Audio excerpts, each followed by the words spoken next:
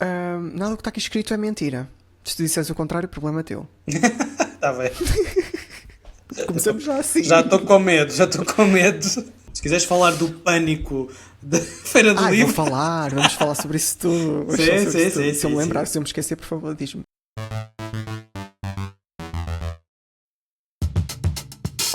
Olá, eu sou José Alho e este é o podcast do Zé. Aqui, além de histórias, trago autores, criadores de conteúdo, revisores e toda a malta que não consegue resistir a uma boa pilha de livros. Bora lá folhear conversas e ideias sem saltar páginas?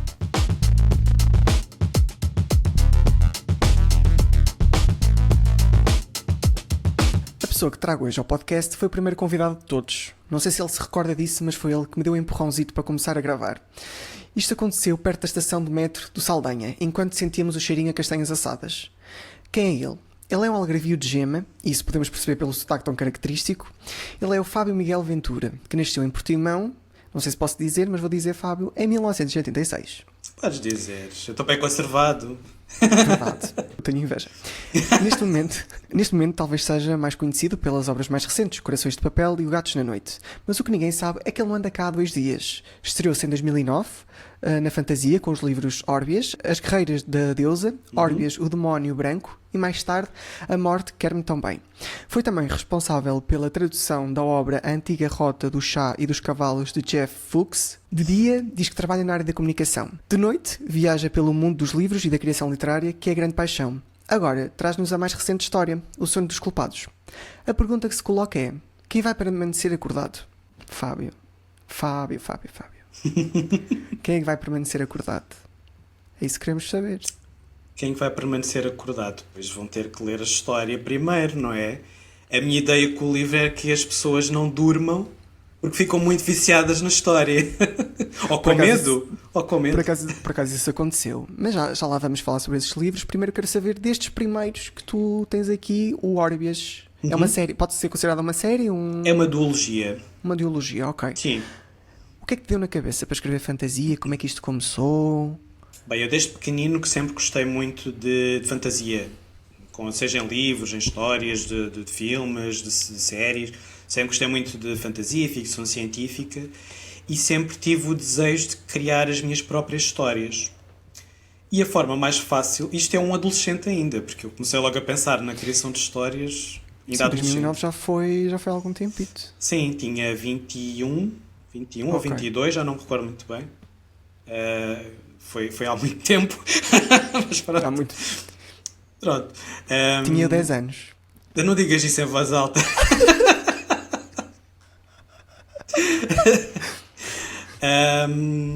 E então comecei a experimentar, a ver se seria capaz ou não de escrever uma história com princípio, meio e fim, com um universo muito próprio. E foi aí que comecei a desenvolver esta história de fantasia.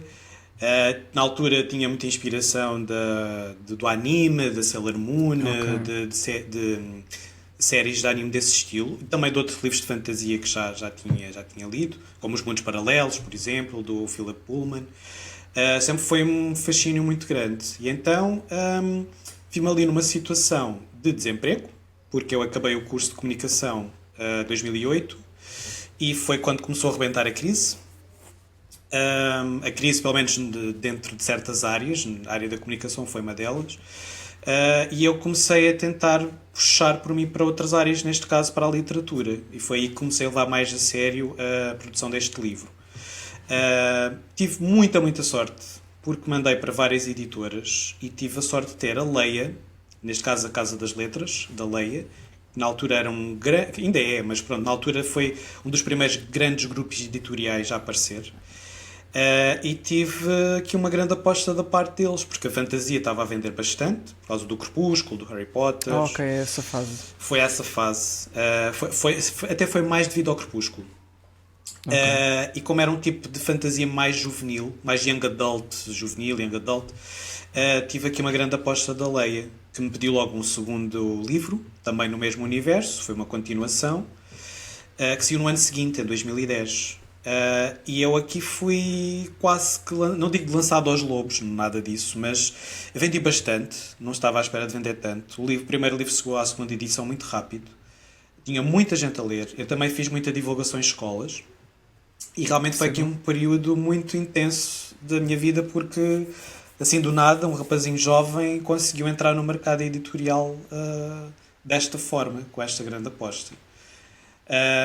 Pronto, aqui antecipando-me um bocadinho mais, depois veio outra crise. Isto é... Estou sempre rodeado por crises. Sim, já lá vamos também.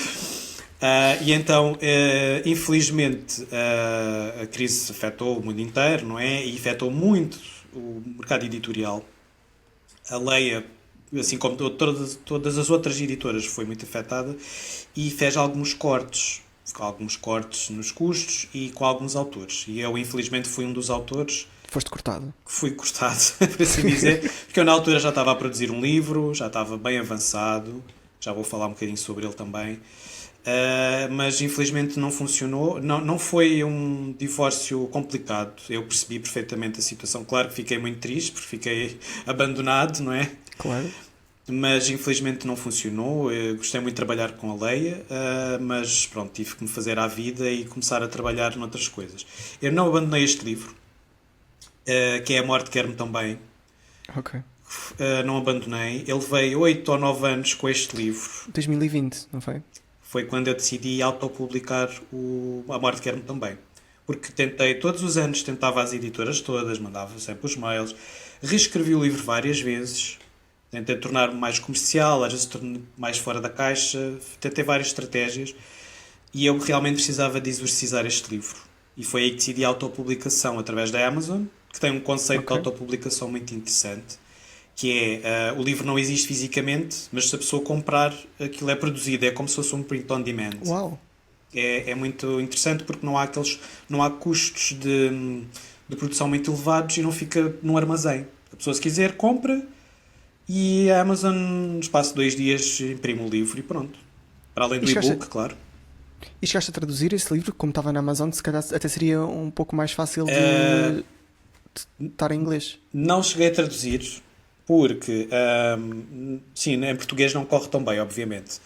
Porque o nosso mercado é muito pequeno. Eu esperei que o Brasil pudesse ter mais interesse, mas não aconteceu. Mas eu, entretanto, comecei a tentar por outra via, que foi construir uma nova história. E foi aí que nasceu o Corações de Papel. Antes de irmos lá, só quero saber aqui um pouco como é que foi essa tua fase de tentar reescrever esse livro de várias formas para sei lá, para poder para conseguir chegar a alguma editora. Sim. Então, eu diria que o livro teve 4 versões diferentes, até chegar a que está hoje à venda é uma 4ª versão. Fiz muitas adaptações. Hoje o livro estava escrito na primeira pessoa, depois escrevi todo na terceira. Tinha capítulos que não existiam. O próprio contexto da personagem principal, que é o Léo, trabalhava numa empresa, mas depois transformei para ficar desempregado, porque estava mais de acordo com o estado do país, não é? Sim. Portanto, passei aqui por muitas transformações. Eu cheguei a ter reuniões com editoras, não vou aqui dizer nomes, editoras que me fizeram acreditar que estavam interessadas no livro, para depois de eu mudar o livro todo conforme o que me pediram, e depois dizerem que, não, mas afinal nós não vamos publicar. Pronto, foi muito mau. Eu não vou dizer aqui nomes. Pois, não, estavam-te a dar aquela esperança que era aquilo que tu precisavas no momento. Exato. E depois acabaram por... E cortaram-me as pernas. Mas sim, mas eu aqui com este livro, eu tenho um grande carinho por este livro, eu adoro este livro, que ele teve muitos anos comigo, mas eu senti que precisava de exorcizá-lo da minha vida, de lançá-lo ao mundo, para conseguir evoluir e começar outros projetos, outras coisas. Pronto, basicamente foi isso. Não. E tu sentes que precisas sempre de fechar esses capítulos para conseguires criar algo novo? Sim. Eu, neste momento, sou incapaz de começar um projeto sem o outro estar cá fora, por isso. Quer dizer, no caso do Som dos Culpados, só para dar um exemplo, eu já comecei a pensar na nova história, que se tudo correr bem sairá para o ano, mesmo antes do Som dos Culpados sair. Mas pronto, o livro já estava mais do que fechado junto da editora, portanto já estava esse capítulo encerrado. Eu tenho alguma dificuldade em começar projetos novos de livros, estou a falar só de livros, se não tiver o outro tratado. Mas é porque. Isto porque eu quero perceber aqui como é que tu pensas, porque a minha cabeça é toda uma confusão e eu não consigo fazer isso que tu fazes, então eu penso logo em 50 coisas ao mesmo tempo. Mas tu sentes que de alguma forma poderias cruzar as histórias sem querer? Ou porque sei lá, o produto final depois também poderia não ser bom? Ou tu próprio tens essa. Não pode dizer limitação, que é uma palavra muito. Sim. Não, mas que tu próprio, a tua criatividade, o teu processo criativo não te deixa mesmo criar uma outra coisa enquanto esse não está fechado. É mais por aí. O foco das minhas histórias são sempre as personagens. Eu levo muito a sério a criação de personagens. No meu processo criativo, eu começo sempre por aí, pela criação das personagens, que é o que me dá mais prazer. E eu sinto que estou a trair aquelas personagens. Se começar algo novo, sinto que estou a abandoná-las. Eu sinto mesmo uma grande necessidade de... Comecei a sua história, não é? A sua vida, e tenho que levar até ao fim. É quase como se estivesse a dever qualquer coisa a essas personagens. Porque elas estão muito vivas para mim. E quando termino os livros, há um processo de luto que é muito complicado. Por isso é que eu gosto de fechar esse capítulo. Pun intended. Neste caso. mas pronto, é aquele universo, são personagens que levam muito tempo comigo e que vou para a cama com elas, levanto-me com elas, portanto tenho que levar até ao fim, até ficarem no mundo junto dos leitores. É engraçado porque a Mafalda também passa por isso. Sim, o que é engraçado porque vocês escrevem aqui este género. Por acaso nós falámos sobre isso já há pouco tempo, eu e a Mafalda tivemos a oportunidade de fazer uma viagem juntos para Alcanena e foi giríssimo porque conseguimos partilhar o processo criativo, as ideias e percebemos que não é só a vibe que nós temos parecida, nós temos processos criativos muito parecidos e cabeças parecidas. Portanto, sim, fez todo o sentido quando ela me disse isso. Porque eu sinto o mesmo. E depois veio Corações de Papel. E depois veio Corações de Papel. O Corações de Papel foi o meu último grito de revolta. Boa. Ainda não está lido. Atenção. Não faz mal. Ainda tens tempo. Mas foi o meu último grito de revolta para tentar finalmente entrar no mercado editorial outra vez. Porque eu sentia sempre uma grande revolta porque eu não era novo no mercado. Eu já tinha nome...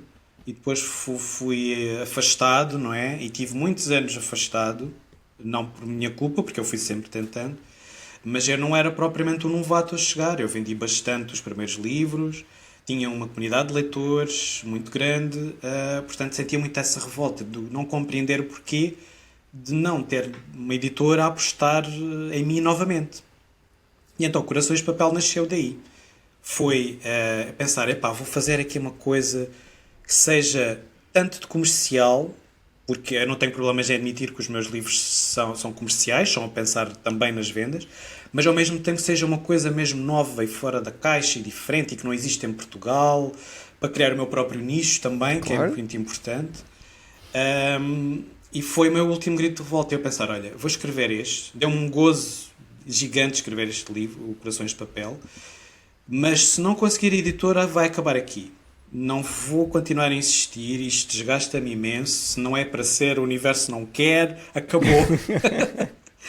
E foi muito complicado, porque eu tentei todas as editoras, uma ou outra que não, porque não me identificava. Fiz 2 rondas novamente por todas as editoras, tentei contactos mais diretos. Recebias algum feedback? Recebi 2 feedbacks negativos. Ok. Da Porta Editora, não posso dizer porque não há problema, não foi até agradeci quando me responderam. Foi da Porta Editora e foi de outra que não me recordo agora, sinceramente. Sem problema. Foi outra. Mas pelo menos respondem, o que já é um ponto positivo. É isso mesmo, eu agradeci imenso porque o silêncio é pior. Se bem que eu também compreendo o silêncio porque vou percebendo o mercado editorial, pronto, nestes aninhos todos vou percebendo, não é? E percebo que há muita gente a escrever, há muita gente a tentar publicar e realmente as caixas de e-mail das editoras estão completamente cheias e não é humanamente possível conseguirem dar resposta e eu entendo isso. Mas pronto, voltando um bocadinho atrás, Corações de Papel, fiz 2 rondas. Na segunda ronda, lembrei-me da Almedina, que não tinha Ok. tentado, porque a Almedina associava muito ao direito, à economia, livros mais técnicos, Técnicos, sim. mas tem a chancela da Minotauro, que publica ficção. E eu, numa ronda das livrarias, estava lá a passar e a pensar, olha, para quem que ainda não mandei o livro? Olha, eu não mandei para a Almedina. E então mandei para a Almedina. No meio disto tudo, isto dá umas grandes voltas. No meio disto tudo, como eu sou um bocado maluco, comecei a traduzir o Corações de Papel. E o Corações de Papel existe todo em inglês.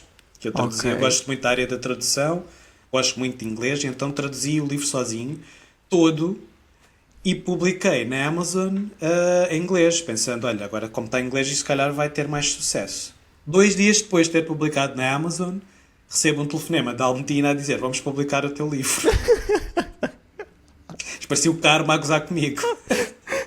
Ai, tu pensas que é esperto? Tu Pois. pensas que é esperto, mas nós vamos dar a volta a isso. Exatamente. Depois eu perguntei logo, olha, estou muito contente, obrigado pela oportunidade, blá blá blá, mas eu publiquei o livro em inglês há 2 dias na Amazon. E ela disse-me, então, tira. Tira já. Tira já!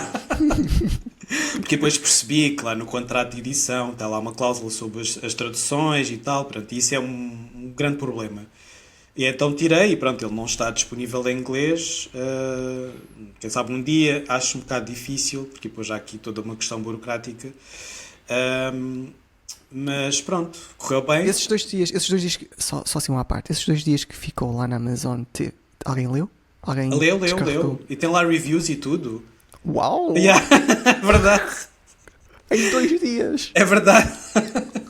Eu nem tive tempo de divulgar o livro grande coisa, porque pronto, estava ainda ali, publiquei e depois comecei ali a perceber como é que podia divulgar e fazer aqueles patrocínios das redes sociais, etc.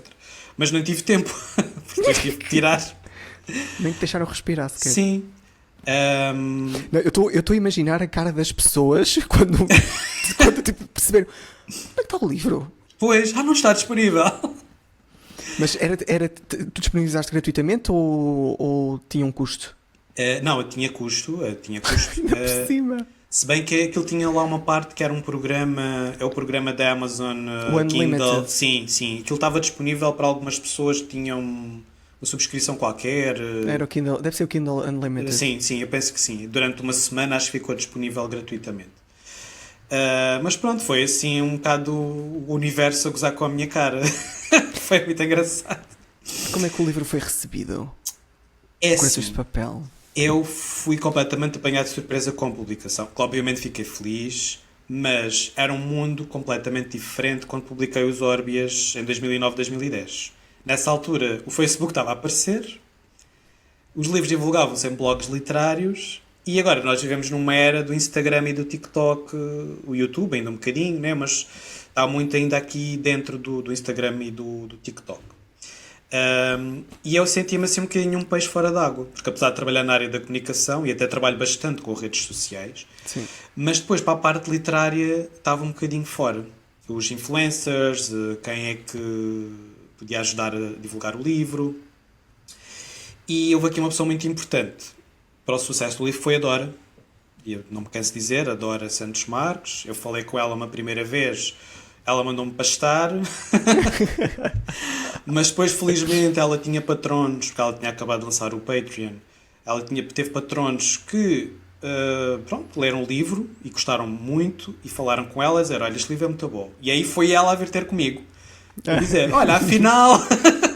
Olha, afinal, esquece aquilo que eu fiz ou que Sim. não fiz.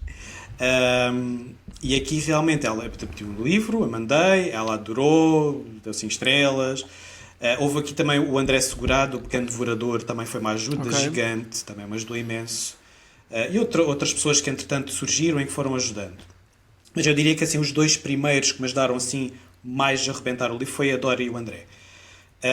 E não esperava o sucesso que teve, porque tive muita gente a ler, tive muita gente a pôr nas listas dos melhores do ano e dos favoritos, e confesso que não esperava esse carinho.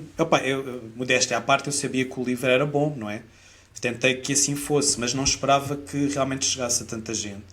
até porque da parte da editora a parte de divulgação e comunicação não era assim tão forte. Teve que partir também muito de mim. E consegui ganhar assim em pouco tempo uma comunidade de leitores fantástica e que me tem ajudado até hoje no meu percurso. Portanto, foi o Corações de Papel foi a Fênix, foi o Fábio Fênix renascida no mercado editorial. E que tipo de feedback é que a editora te dá em relação no caso, quando o Corações começou a arrebentar? O que é que eles te diziam? Se diziam alguma coisa? Não, eles estavam contentes. Não havia assim também muito feedback. Eu percebi que realmente eles estavam contentes com o desempenho do livro. Eles não tinham e não têm muitos autores portugueses no catálogo.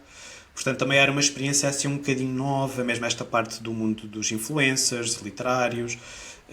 Percebi que também era ali uma coisa um bocadinho nova para eles. Não tinham tanta experiência. Portanto, isso também abriu algumas portas para que eles pudessem começar a apostar mais nisso.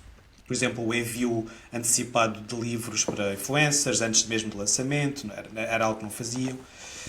E eu sinto que ajudei também um pouco nessa parte. Mas sim, o feedback foi sempre bom, tanto que depois ficaram interessados num segundo livro. E pronto, mas correu muito bem. O Corações de Papel correu muito bem. Esse será uma das minhas próximas. É o que falta, quer dizer, o Orbias, mas esse acho que já não vai ser possível. Pronto, mas acho que também não é muito a tua onda. Pois, mas pronto, a mim dos 3 últimos só me falta o Corações, porque comprei na feira. Fizeste muito bem. Estava mais barato. Na hora H, obviamente. Na hora H. E agora, passando para o segundo livro. Sim. O segundo livro. Sim, o segundo... O livro seguinte. Eu nunca corrijo as pessoas quando dizem que o Gatos é como se fosse um segundo livro. Porque a partir do Corações de Papel para a frente foi como uma nova vida, uma nova carreira. Portanto, eu nunca corrijo porque, de certa forma, é uma fase diferente da minha carreira. E é como se fosse um segundo livro. O Gatos e agora o Sono, como se fosse um terceiro. O Sono é o sexto, mas para algumas pessoas é o terceiro. Pronto, não há problema. Mas pronto, o Gatos. Que nó no cérebro, esse livro. No bom sentido. No bom sentido, mas... Porque eu adorei o livro. Nunca tinha lido nada igual. Foi uma coisa incrível. E foi aí que... Acho que foi aquele primeiro livro que eu... As pessoas dizem, e tu próprio dizes que tu tens uma escrita muito visual. Assim, não é? Uma escrita visual. Sim. E acho que foi aquele primeiro livro que eu consegui criar todo aquele mundo que tu criaste na minha cabeça e imaginei tudo, como é que poderia ser, em que locais aquilo se poderia passar. Foi incrível, foi uma leitura incrível, imersiva. Sim, eu sou muito influenciado por filmes, por séries, por videojogos. Eu também gosto muito de jogar. Tudo o que tenha histórias fortes para mim é uma boa influência. E daí a ter uma escrita muito visual. Porque eu próprio gosto de ler livros que também me proporcionem isso. Gosto muito de visualizar, não descrições a exagero, mas o suficiente, a quantidade suficiente para tu conseguires depois criar na tua própria imaginação. E realmente o Gatos, agora pegando mais no Gatos na Noite, o processo foi, sim, tu dizes que foi imersivo e foi um nó no cérebro e tudo mais, mas não foi um livro muito consensual. Pronto. Okay. Eu não tinha noção que podia não ser um livro consensual. Porque quando escrevi o Corações de Papel, que é muito Fábio também, mas o Gatos na Noite é mais Fábio ainda. Porque o Corações foi um bocadinho mais virado para o thriller um pouco mais comercial, com o seu lado fora da caixa, obviamente, mas eu quis ser ainda mais fora da caixa no Gatos na Noite. E muitos leitores acharam que eu fui demasiado fora da caixa. Ok. Porque eu pensei, olha, o Corações de Papel correu super bem, muitos leitores, muito carinho de parte das pessoas, e então vou dar novamente algo ainda mais fora da caixa para as pessoas pensarem, realmente o Fábio é aqui uma coisa diferente. Lá está o nicho que eu quis criar. Sim. O nicho que eu quis criar. Mas pronto, eu de qualquer maneira peguei num tema temas polémicos que é a saúde mental e o Sim. inconsciente, e são temas um bocadinho mais polémicos porque nem toda a gente ou pode não ter a sensibilidade para esses temas, ou pode não se sentir confortável com esses temas. E realmente as minhas histórias, as minhas personagens são personagens complexas, com passados obscuros e traumas, e às vezes há pessoas que não estão bem preparadas para isso, ou se calhar foram para o livro pensando que era uma coisa e depois não era bem isso. Tive todas estas situações, por isso é que eu digo que não foi um livro muito consensual. Quem gostou do livro realmente gosta muito, tem mesmo uma grande paixão pelo livro, mas depois também tive muita gente que achou demasiado complexo, demasiado confuso ou difícil, portanto, por isso é que eu digo que não foi tão consensual assim. Eu tenho um enorme carinho pelo livro, eu tenho por todos, vá, mas o Gatos tem aqui qualquer coisa de especial que eu não sei explicar. Estas personagens, este mundo que eu criei, tem ali qualquer coisa que... Ainda hoje estava a reparar que no quarto eu costumo pôr um moodboard das personagens e por enquanto ainda tenho o do Gatos, ainda não atualizei para o som dos culpados. E só hoje é que reparei nisso. Portanto, é um livro que, pronto, não correu tão bem como o Corações de Papel a nível de vendas e de opiniões, mas correu bem à mesma, não posso queixar. Vendeu e teve muito carinho dos leitores. Como eu disse, quem gostou, gostou mesmo à série. Mas foi por isso que eu depois, no Som dos Culpados, não posso dizer que me retraí, mas tentei trazer aqui um intermédio, um meio caminho entre o Corações de Papel e o Gatos. Portanto, foi também uma jogada assim de tentar que as pessoas percebam que, ok, eu sou fora da caixa, mas também sei equilibrar as coisas. E assim, alguma personagem no Gatos que te tenha tocado mais? Epá, eu para mim os quatro irmãos... Vais ter um amor por todas as personagens. Sim. Pronto, isso é inegável, mas achas que há assim uma personagem... Vais falar dos 4 irmãos? Sim, primeiro vou dizer que a minha personagem favorita de todos os livros é o Gaspar Jonas. É a personagem da minha vida. Muita gente diz que tem muitos traços meus e eu consigo entender isso, que sim, que é verdade. É uma espécie de alter ego e eu tenho um carinho gigante por aquela personagem. Eu adoro a personalidade, o passado, tudo. Eu gosto de tudo nessa personagem que criei. Também é a minha favorita. Pronto. Gosto mesmo muito. Se calhar é por isso estás aqui. Se calhar. Mas do Gatos, eu não consigo... Será os 4 irmãos. Eu não consigo escolher um irmão porque eles são muito diferentes os 4. Eu tenho motivos para gostar de cada um dos 4. Diria que se calhar o Jeremias tem um bocadinho mais carinho da minha parte. Porque me revejo mais na sua personalidade, nos traumas, nos passados. Uma personagem que também está muito ligada ao bullying, ou àquela dificuldade em equilibrar o seu lado obscuro, o seu lado negro. Se calhar dos 4 irmãos, se tivesse de escolher, seria o Jeremias. Seria? Sim. Ok. Mas lá está, é como tu dizes, eu tenho carinho por todas. São os teus filhos. Os meus filhos. Coitadinhos. Olha, para essa... Em específico, para essa história, onde é que tu foste buscar inspiração? Porque é isso que eu quero saber, porque eu não sei como é que uma pessoa guarda tanta criatividade dentro dela. Eu queria também um pouco para mim, por favor. Estás a falar do Gatos na Noite? Neste momento estou a falar do Gatos. O Gatos, sim. Então, eu sabia que queria criar uma história sobre o inconsciente, que é uma área que gosto muito. O inconsciente, o surrealismo, os sonhos, essa parte mental é uma coisa que me atrai muito. E especificamente as teorias do Carl Jung, que estão presentes no livro. O Carl Jung era uma espécie de... Para quem não conhece, pronto, era também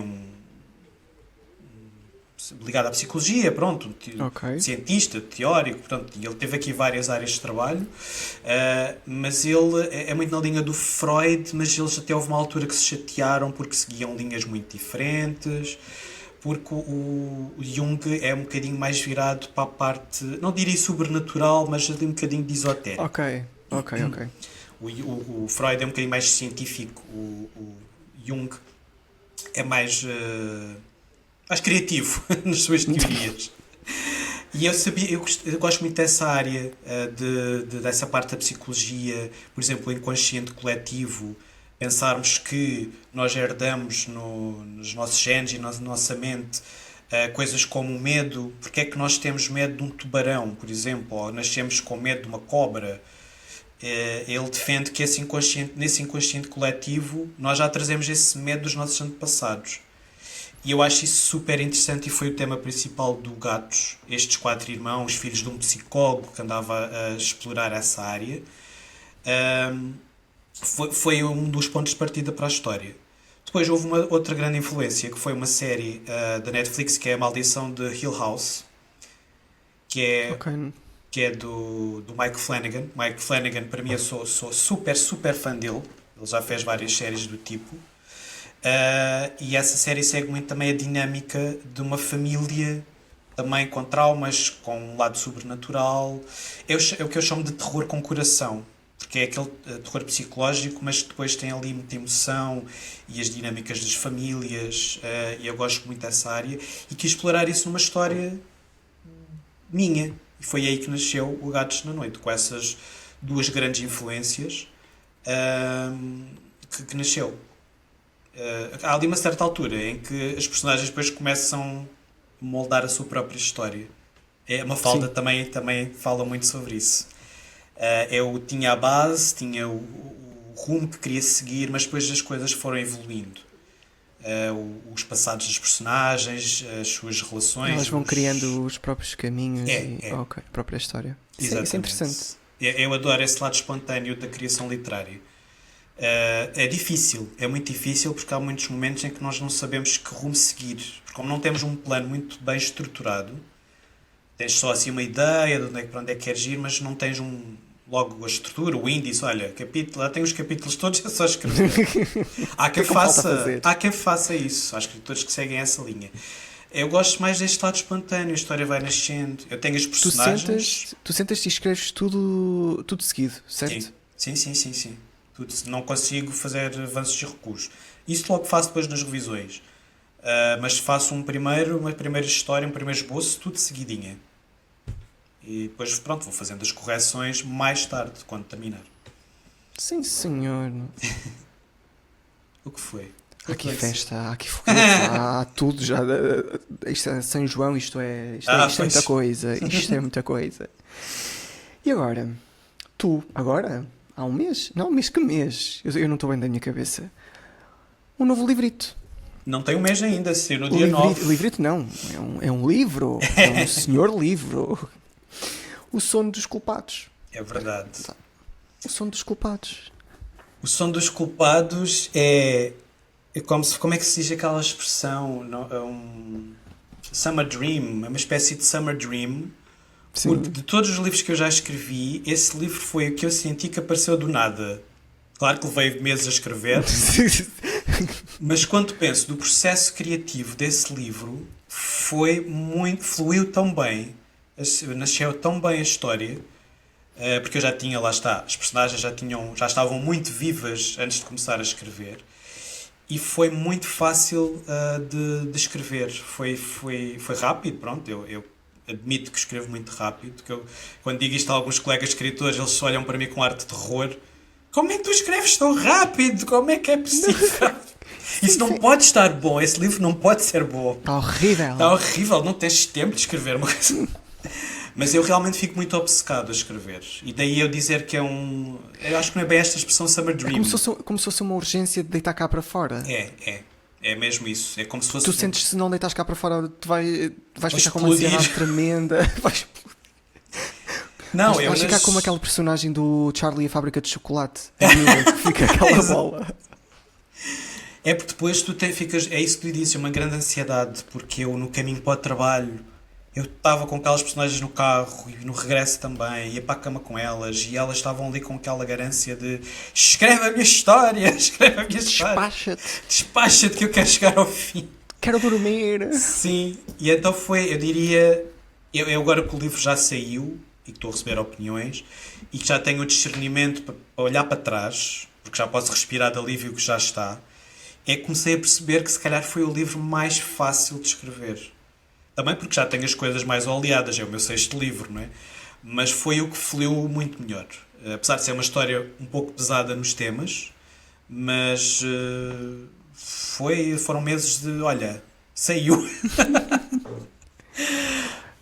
Este livro começa. Vamos lá ver se eu não digo nada que. Aqui algum spoiler. Primeiro, foi a tua estreia na Penguin. Sim, se calhar é importante falar sobre isso. Sim, porque nós falámos sobre isso há bocado e depois não continuamos. Pronto.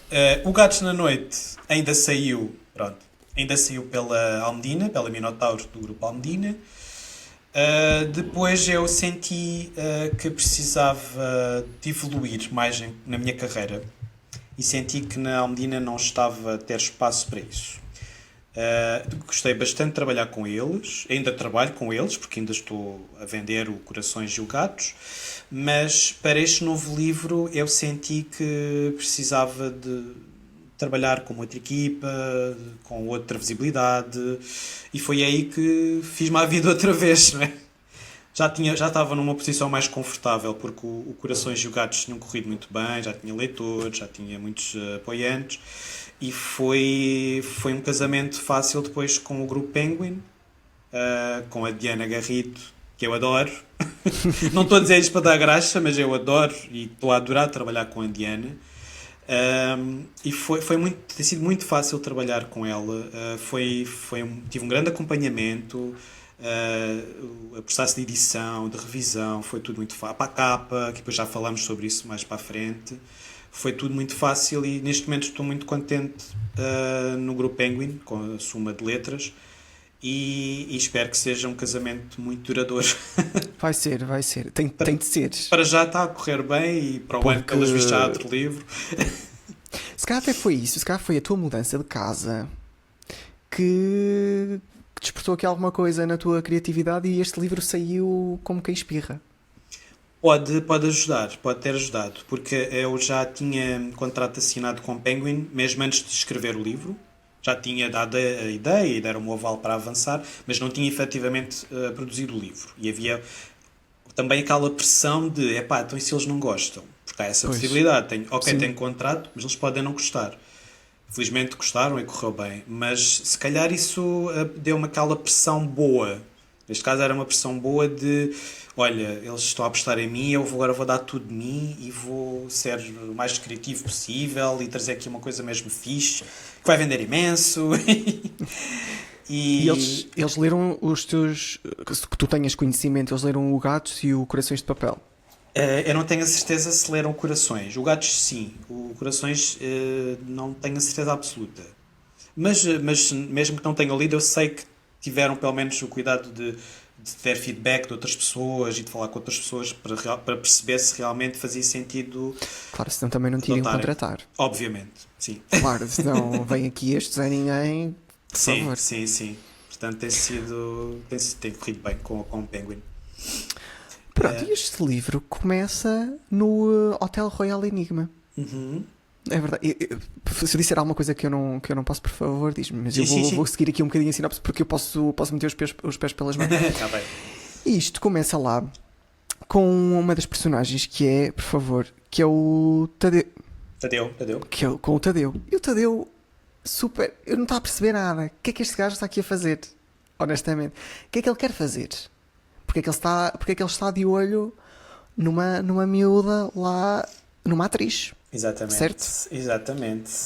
Eu com este livro, eu fui um bocadinho mais malandro que o leitor. Eu farto-me de enganar o leitor ao longo do livro. Estou sempre a... Jura? Pois. Jura? Porque eu adoro quando isso acontece comigo, especialmente num thriller, adoro quando um escritor faz isso comigo. Porque eu sou muito rato. Muito bom. Eu sou muito rato. Isso é muito bom. Eu, normalmente, quando leio assim um thriller, normalmente consigo prever logo as coisas e consigo perceber como é que vai terminar. E adoro quando eles me enganam, os autores me enganam. E fico maluco. Por exemplo, um dos últimos que li, e que isso aconteceu bastante, foi As Almas Gêmeas do John Marrs. Ok. Que eu adoro esse livro, fiquei maluco com o livro e aquilo tem vários personagens, não é? E vários núcleos de histórias que depois se interligam e depois há tanto twist, houve tanto engano. Eu pensei, eu odeio e adoro este escritor ao mesmo tempo. Foi espetacular. E eu, neste livro, O Som dos Culpados, fiz muito isso. Fiz muitos labirintos. Adoro quando as pessoas, ainda hoje recebi uma mensagem: Olá Fábio, estou a ler o teu livro, estou a adorar, e eu acho que é isto, isto e isto. Esta personagem é isto, e vai acontecer isto, e não sei o quê. E eu, tá bem, olha, boa, Tá fico bem. contente, não posso Boa dizer, sorte. boa sorte. Portanto, eu adoro criar esses labirintos, porque é muito típico do thriller psicológico, não é? Porque nós não é só a parte de psicologia das personagens que estamos a explorar, é a própria psicologia do leitor, também vamos explorando. E eu adoro brincar com isso. E o Tadeu é a personagem da história que mais personifica esse engano. Porque começas a história achando que a história é uma coisa, porque ele vai lá e tu percebes que ele é assim meio estranho, assim, um aspecto assim meio quase asqueroso e que vai fazer qualquer Sim. coisa que parece que é má, mas depois há este acontecimento, este fenómeno, que é um fenómeno sonoro, um barulho ensurdecedor que eu descrevo como sendo gritos, como se fossem Sim. gritos que vêm do céu, vá, que depois leva a que estas personagens fiquem na desgraça. A maior parte adormece, mas um grupinho, que são os protagonistas da história, fica trancado no hotel que tu referiste. Que eu referi. E mais à frente, eu não vou contar, não vou dizer nomes, Sim. não vou dizer nada, mas há uma personagem, há duas personagens, no caso, que aparecem mais à frente. A personagem feminina, posso dizer que foi a personagem que mais me irritou no livro, ou seja, no livro, sim, no livro todo. Foi uma personagem feminina, que eu não vou dizer o nome, Ok. assim aparece assim do nada, assim, trus, trus. Ah, Quem ok, é? ok. Como é que tu conseguiste fazer uma personagem? Eu não confiei lá na personagem, vou-te já dizer. Eu, para essa personagem, inspirei-me um bocadinho nos meus próprios medos, até mesmo de criança.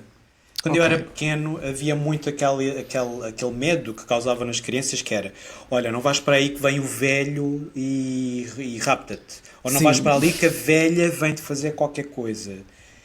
E eu fui buscar um bocadinho esse imaginário de uma pessoa idosa. Estas personagens estão trancadas. Eu acho que há quem considere isto um spoiler. Eu não tenho problemas em dizer que acontece esta parte na história, porque não estou a contextualizar. Mas havendo personagens trancadas num hotel que não percebem o que é que se passa, porque os gritos continuam, mas depois há aqui uma personagem que surge, que bate à porta, está Sim, do lado tipo, de do fora, nada. do nada. E é uma personagem, uma velhota, inocente e não sei o quê, mas mexe aqui um bocadinho com os nossos medos, ou aquilo que nós achamos que é inocente. Lá está, o que eu gosto de brincar com. Olha aí, festa. Desculpa. Faz mal. Aquilo que eu gosto de brincar com o leitor. E realmente foi uma personagem que não estava criada desde o início. Eu criei as personagens do hotel logo no início. Essa que surge mais tarde surgiu tardiamente. Sabia que queria ter alguém, mas ainda não estava idealizada e surgiu um bocadinho mais para a frente. Ela é que apareceu na minha vida, é que bateu à porta da minha imaginação e disse: olha, cheguei. E tu a pensar, não vou ficar só eu com ela. Deixem-se Exatamente. vocês que estão aí presos que também têm que levar com alguma coisa. Exatamente. Cá de fora. Aqui se calhar importa dizer Sim. que uma das minhas maiores influências para este livro foi o Bird Box do Josh Malerman, que tem o filme com Sandra Bullock na Netflix. É um dos meus livros favoritos também, adoro a história, porque me brinca muito com esta questão dos medos. Porque aqui há um fenómeno, não sei se já viste ou se já leste. Não, vi não? só. Não, na altura vi só um trailer Sim, do filme. do filme, mas ainda não li nada, não vi nada. E a história tem um conceito que eu fiquei completamente agarrado na altura, que é qualquer coisa que surge na rua e que as pessoas não podem olhar para essa coisa, senão suicidam-se. E então há logo uma grande vaga de suicídios, as pessoas ficam malucas, supostamente, e então as pessoas começam a fechar-se dentro das casas, dos armazéns, dos supermercados, etc., porque não podem olhar para essa coisa. E o livro, levas o livro todo sem saber o que é essa coisa, mas é o que é criaturas, é um portal para outras dimensões extraterrestres, e eu adorei por isso. É aquele medo do desconhecido, do não conseguires ver. No meu caso, é um som. É um som que tu também não sabes de onde é que vem, porque é que causa inconsciência nas pessoas, porque é que mexe com a cabeça das pessoas. porque é que só mexe com algumas pessoas? E porque é que só mexe com algumas? E porque é que mexe de formas diferentes? Gosto muito de brincar com esses conceitos de é uma histeria coletiva, mas é uma coisa que afeta todas as pessoas. Depois uma pessoa começa a questionar todas as personagens. Exato. Será que há aqui algum culpado? Será que há aqui alguém... Será que, sei lá, que está aqui alguém infiltrado? Será que não? É sempre assim. Nós depois, eu acho que depois até acabamos por duvidar de nós. Sim, sim. Eu gosto muito de... Lá está. Em todas as minhas histórias, as personagens são sempre muito cinzentas. Nunca são muito más, nem muito boazinhas. Estão ali numa área, num intermédio, não é? Eu diria que são muito humanas. Porque todos nós também somos cinzentos, Sim. Não é? Temos sempre o nosso lado mau.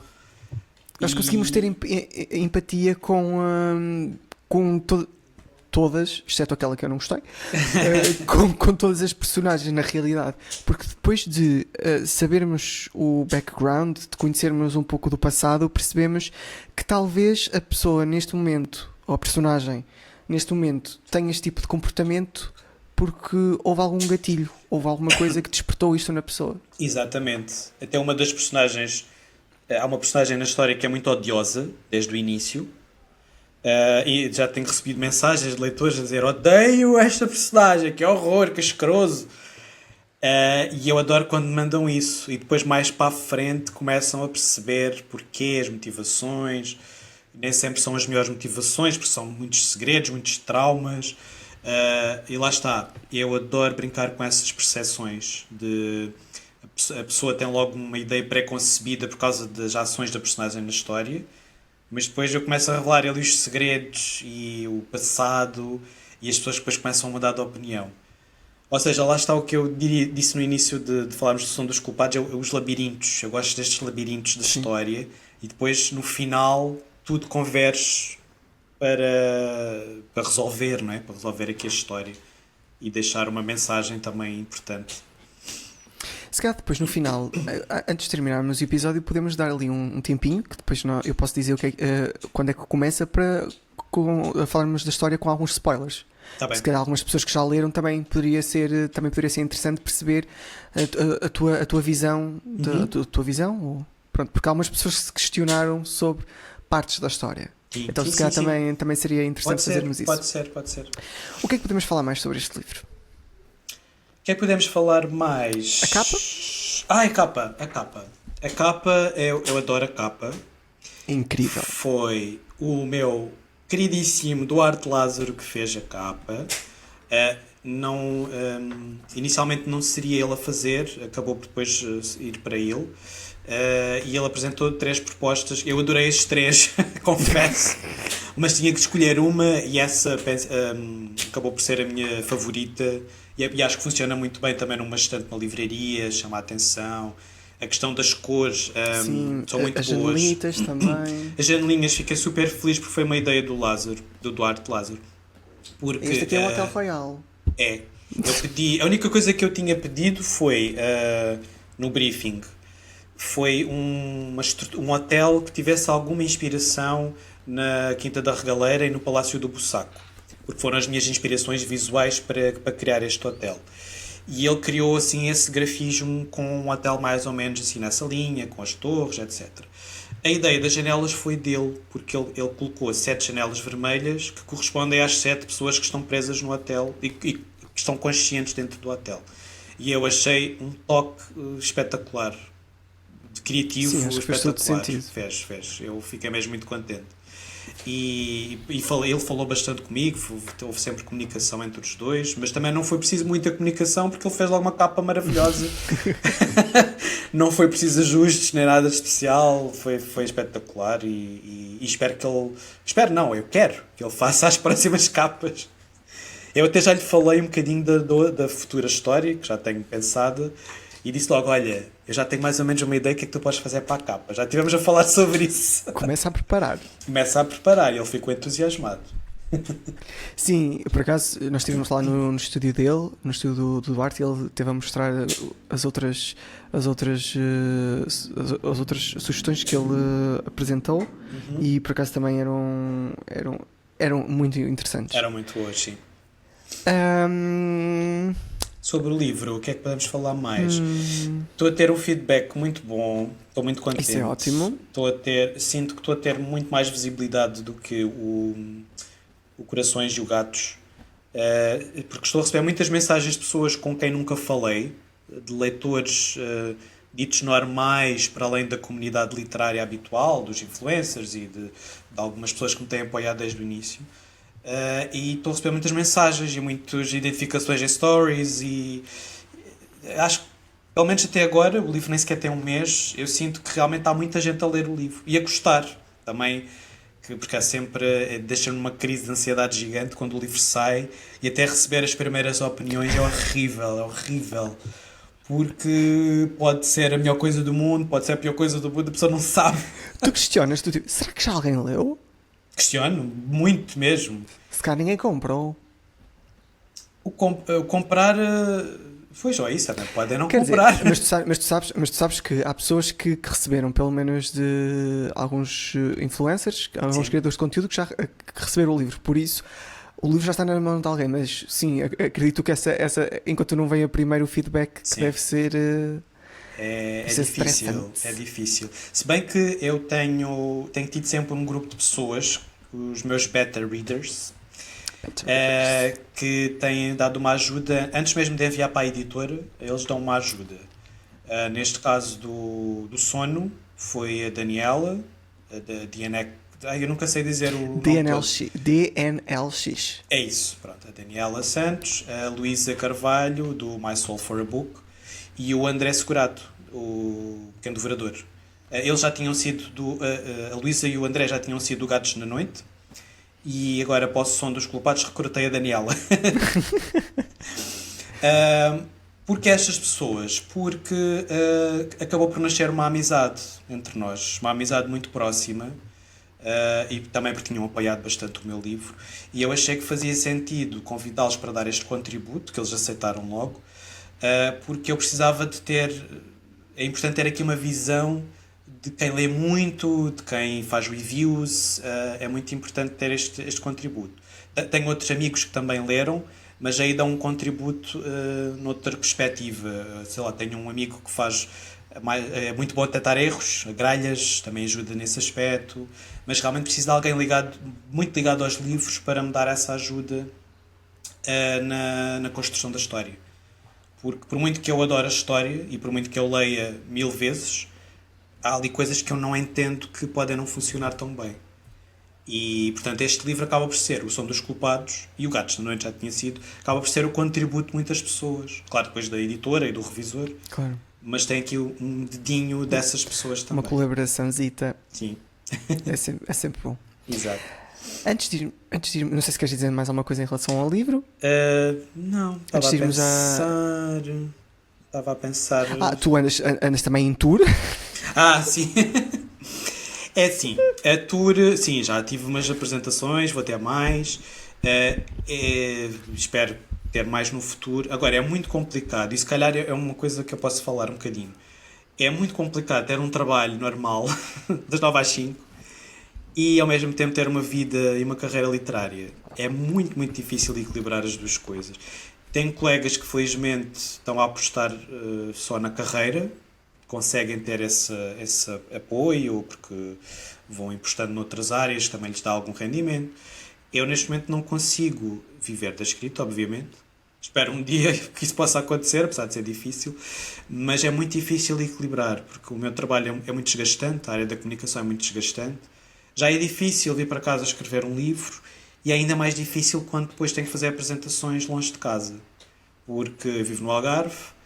No Algarve aqui há muito pouca coisa, e para ir, para ir fazer coisas em Lisboa, que é onde parece que tudo acontece, ou no Porto, tenho que fazer uma longa viagem, tenho que perder dias, pronto, não é muito fácil equilibrar esta vida.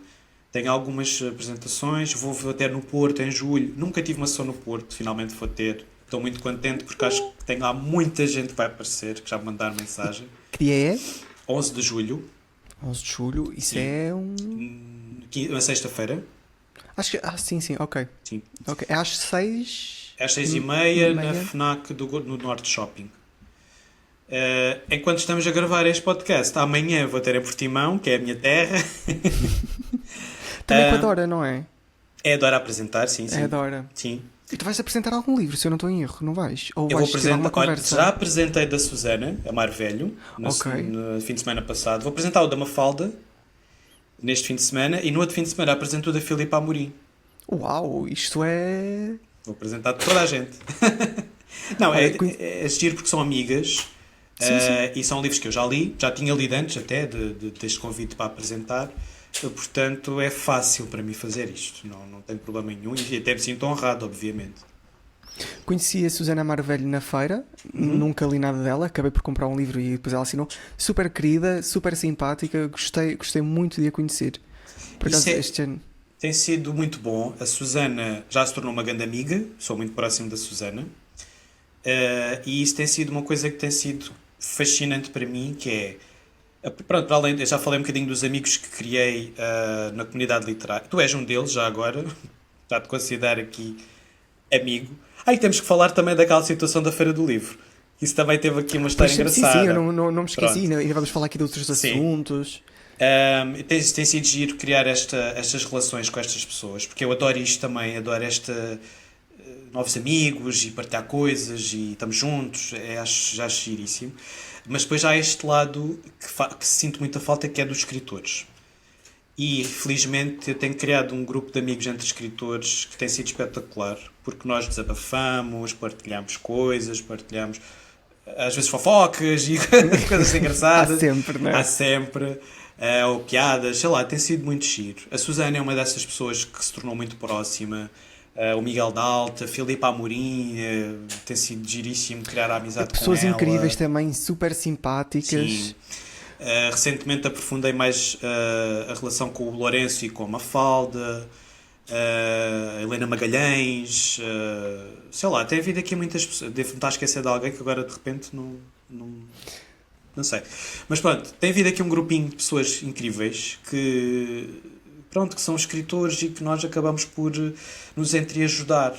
E esta questão de, por exemplo, ir apresentar o livro delas, para mim é incrível porque eu não tinha isso em 2009 e 2010 e agora sim estamos num período em que há mais apostas em autores portugueses, mas também há mais união entre autores portugueses que se entreajudam, mesmo de editoras diferentes.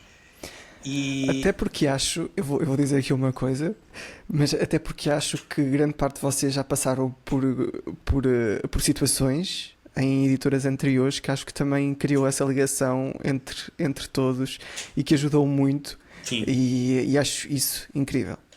Sim. Eu tenho acompanhado algumas situações menos boas de colegas, da mesma forma que também acompanharam aqui as minhas. Não que tenha sido uma situação muito dramática no meu caso, com a mudança de editora, mas pronto, também acompanharam os meus desabafos. Mas sim, também tem sido bom porque depois nós compreendemos, não é? Quando eles vêm desabafar Claro. sobre essas questões, nós compreendemos realmente esse drama todo. Portanto, tem sido ótimo esta questão. Eu também sei que sou um bocadinho, não digo oferecido, mas eu gosto muito de meter conversa depois quando vejo que aparece assim um autor novo, gosto de meter conversa, gosto de fazer amizade, porque eu não tive isso no início da minha carreira. E então gosto, não estou a dizer mentor, mas uma pessoa que aparece assim de novo Sim. é quase como um peixe fora d'água, tal como eu fui com os Orbeez e depois como fui com o Corações de Papel. E gosto de poder ajudar de alguma forma. Pode Estás parecer a trabalhar, ingenuidade. Pode parecer ingenuidade minha. De, pronto, ir até com a pessoa dizer: olha, muito fixe, olha, vou partilhar. Lembrei-me de outra pessoa, João Zamit, também, agora mais recente. Também tenho aprofundado aqui a minha amizade com ele. Uma pessoa incrível também. E gosto deste contacto, desta união, este espírito de camaradagem, acho incrível. A Susana Marvelho ainda vem cá parar ao podcast. Tenho certeza que ela ia aceitar. Ela aceita. E conheci o Miguel Alt na feira. Quer dizer, ele sabia quem eu era. Eu também sabia que... Pronto, óbvio que eu sabia quem eu era, quem ele era porque eu li o livro dele. Não, mas do nada eles... Então Zé, tudo bem? E eu pensar, nós nunca falamos como é que tu sabes quem é que eu sou. Mas é engraçado porque vocês sabem que realmente quem é que nós somos. Nós sabemos. Isso também é muito bom para nós. Vocês saberem quem é que nós somos e que tanto gostamos do vosso trabalho. Por isso, Sim, é não, incrível. nós estamos sempre atentos. A maior parte de nós, pelo menos esta geração de escritores, nós estamos atentos, nós sabemos quem nos apoia, nós vamos falar e gostamos de falar. E a Feira do Livro de Lisboa é sempre uma canseira para mim, um grande esgotamento emocional, mas é um esgotamento bom porque nós estamos com toda a gente com quem falamos o ano inteiro, se calhar por mensagens de Instagram ou WhatsApp. E lá na feira é onde está toda a gente e toda a gente está pessoalmente e falamos, mas depois é muita gente.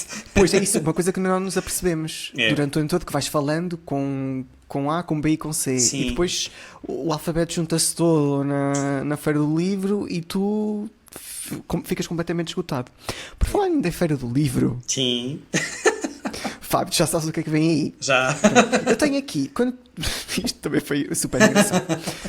Eu tenho aqui a tua assinatura, Sim. como é que posso dizer, o teu autógrafo. Sim. Depois isto vai render milhões. E há aqui um asterisco que eu quero que tu me expliques o porquê de estar aqui este asterisco que diz momento de pânico. O que é que Então. aconteceu? Então foi assim. Os imprevistos, não é? Acontecem sempre imprevistos. Na Feira do Estás Livro. calejado. Já estou. Eu costumo brincar a dizer que preciso tomar um banho de sal porque estou com uma maldição em cima porque acontecem sempre pequenas coisas que felizmente depois são resolvidas, mas Claro realmente, no meu caso, são muitas as coisas que se vão sucedendo assim mais caricatas. E então, o que aconteceu na Feira do Livro foi que tive a minha sessão de apresentação, a primeira sessão de apresentação, do Som dos Culpados, era para decorrer na Praça Laranja, que é logo ao lado da Praça Penguin. E quando estava a terminar a sessão das 3, eu era às 4, começo a ver pessoas famosas sentadas lá nas cadeiras. E eu a pensar, mas porquê que o David Fonseca e o João Catarré vêm assistir à minha apresentação? E depois, acho que até foi a Daniela. A Daniela disse-me qualquer coisa como: Fábio, estão a pôr um livro diferente na mesinha. Algo de errado não está certo. Disse mesmo assim.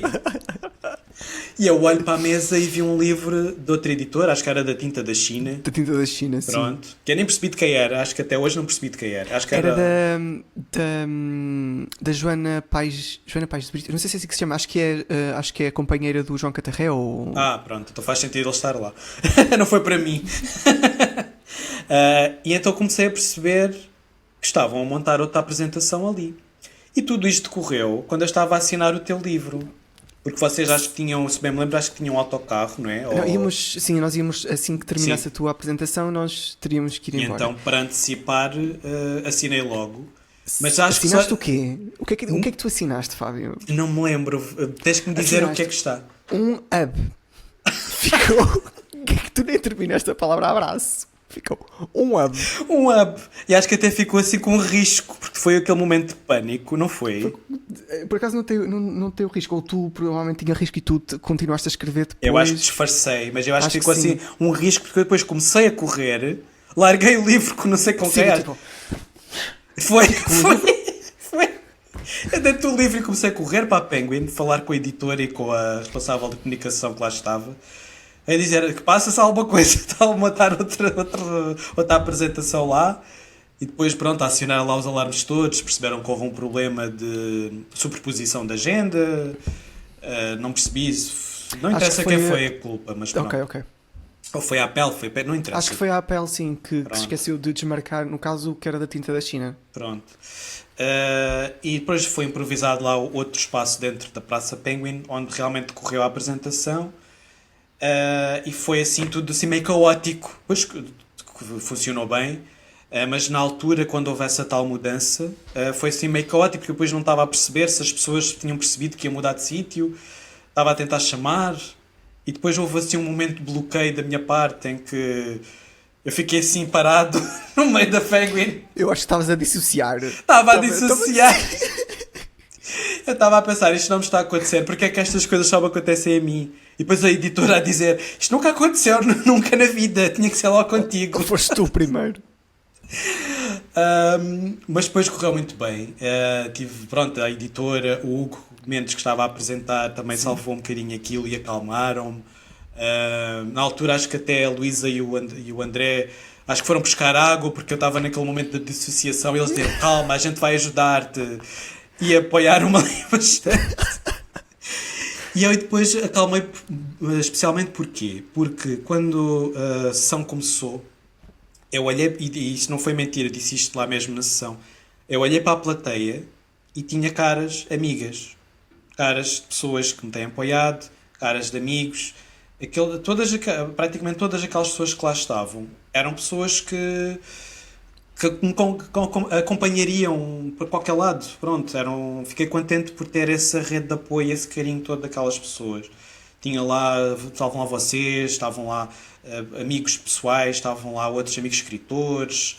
Foi espetacular por isso. Portanto, tudo aquele imprevisto, todo aquele caos e o momento de pânico foi superado por isso mesmo. E atenção, para contextualizar, a tua apresentação foi feita num dos espaços da Penguin, ou lá da Praça Penguin, especificamente na parte Kids, Sim. onde grande parte de nós ou ficou sentado num banquinho pequenito, que eu fiquei, ou numas almofaditas. Ou seja, o pessoal estava ali cheio de amor para dar. Sim, eu também olhava Estás para a as ver pessoas aconchegaditos. sentadas no chão. Tu estavas no chão? Não, acho que estavas. Eu estava num banquito. Num banquito? Assim, num banquito aos pés da Dora. Pronto. Eu aqui tenho que dizer que, apesar da confusão toda, tenho que agradecer à Penguin porque conseguiu improvisar aquilo muito rápido. Sim, muito rápido. Também não Aquilo foi. Aquilo foi que no espaço de 10 minutos, se calhar, nem Foi. tanto. Foi no espaço de 10 minutos. Sim, é porque estavam a decorrer outras coisas no espaço Penguin, não é? Havia outros autores a dar autógrafos, havia uma sessão com o Dino Santiago também lá a apresentar, penso que era o livro, depois não fiquei sem perceber. Portanto, também não havia assim muitas condições logo ali no momento. Havia imensa gente, era um dia com imensa gente também. Sim, estava muito Então, calor também. Mas foi rápido. Eles conseguiram fazer isso, foi muito fixe da parte Foi. Não tenho mesmo nada a apontar e lá está, imprevistos acontecem. Na altura eu estava super lixado da minha vida, a pensar porque é que o universo me odeia. Vou escrever uma história sobre isto. Escrever uma história sobre isto, um escritor maldito. Olha, Olha, fica aqui. está aqui registado. Mas depois correu super bem e pronto. E agora vou ter mais apresentações quando correr bem também e pronto. Voltando aqui um pouco atrás, tu estudaste comunicação. Uhum. Foi o quê? Ciências da comunicação? Sim. Comunicação social? Ciências da comunicação. Somos colegas. Foi também Ciências da comunicação. Eu estudei Ciências da comunicação. Tinha a ideia que tu eras design de comunicação. Não, o mestrado é design de comunicação. Pronto. Tu és mesmo colega. Boa. Sou colega. Tiraste onde? Tu foi no. Onde é que tu tiraste? Eu fui em Vila Real. Universidade do Algarve. Outras pontas. Pronto. Estudaste comunicação. Sim. E depois estavas-me a dizer que os primeiros livros que tu escreveste foi numa altura em que tu não conseguias arranjar trabalho, certo? Uhum. E o que é que um estudante de comunicação sente, acabadinho de sair da universidade, sente em não conseguir arranjar um trabalhito? Olha, foram anos muito negros. Eu nunca escondo isso. Porque eu tenho muito carinho por pessoas que, mesmo de outras áreas, que se esforçam e que se notam mesmo que se esforçam e depois levam ali a penar e depois tenho que trabalhar noutras áreas que não têm nada a ver, até conseguir realmente trabalhar na área que estudaram. Eu fiquei super deprimido na altura. Normal? Foi muito tempo, porque eu depois via outros colegas que estavam a conseguir trabalho na área. Eu ainda vivia em Lisboa há algum tempo, a tentar arranjar trabalho. Foi mesmo até o dinheiro acabar. Eu quase nem consegui regressar para o Algarve, porque fiquei mesmo sem dinheiro para a renda e para a gasolina. Não. Foi um período muito negro. Eu depois tive que recorrer, porque estávamos mesmo num período péssimo da crise, não havia vagas em nada. Ainda foi numa altura em que os estágios, havia montes e montes de estágios não remunerados. Hoje em dia ainda há, mas não tanto. E depois tive que começar a recorrer a lojas, porque precisava trabalhar, ganhar dinheiro e sobreviver. Comecei a trabalhar em lojas. Comecei por trabalhar numa papelaria do Hospital de Portimão, a vender revistas e jornais. Estava na área. Comunicação. Primeiro estavas a comunicar com o público, depois estavas a vender trabalho que os teus colegas estavam a produzir. Exatamente. Depois evoluí para a Bertrand. Comecei a trabalhar na livraria Bertrand. E mesmo assim estive lá 7 anos. Foi bastante tempo que estive lá a trabalhar. Foi bom? É assim, eu estava... Na altura já tinha 2 livros publicados quando comecei lá a trabalhar. Eu gostei muito de trabalhar com livros. Ainda hoje sinto aquele bichinho de recomendar livros às pessoas, como se fosse um livreiro. Acho que o livreiro nunca saiu de mim. Mas depois comecei a sentir que, apesar de ser uma livraria, não deixava de ser uma loja, com tudo o que havia de mau. A pressão das vendas, a pressão dos clientes mistério e das rankings das lojas do país, etc. Havia uma pressão constante, ao ponto de já não me sentia eu, já não me sentia bem ali. É uma empresa gira para trabalhar, porque realmente é uma empresa que dá muito valor aos livros e à recomendação de escritores, etc. Mas eu é que já não me identificava nada com aquilo. E então despedi-me. Mesmo maluco. Pensei, olha, chega, vamos despedir, vamos embora. Pensando eu que, epá, olha, já estou aqui há uns anos, tenho que evoluir, vou-me forçar a conseguir trabalhar noutra área. E despedi-me. Foram momentos horríveis também, porque não consegui trabalho na altura, foi muito difícil. E quis tentar primeiro na minha área, mas como não tinha experiência na minha área, foi muito difícil. E comecei outra vez a ir às lojas. Olha, vou tentar outra loja, preciso de ganhar dinheiro para comer. Mas depois aconteceu quase como um acidente. Eu candidatei-me à Câmara Municipal de Lagos. Eu já tinha entrado em vários concursos públicos da minha área da comunicação. Neste caso foi para a Câmara de Lagos para assistente técnico, assistente administrativo, pronto, trabalho administrativo. E eles na altura precisavam de muita gente, porque tinham descongelado aquela questão das candidaturas públicas, tiveram muito tempo sem contratar e depois abriram-me para muita gente.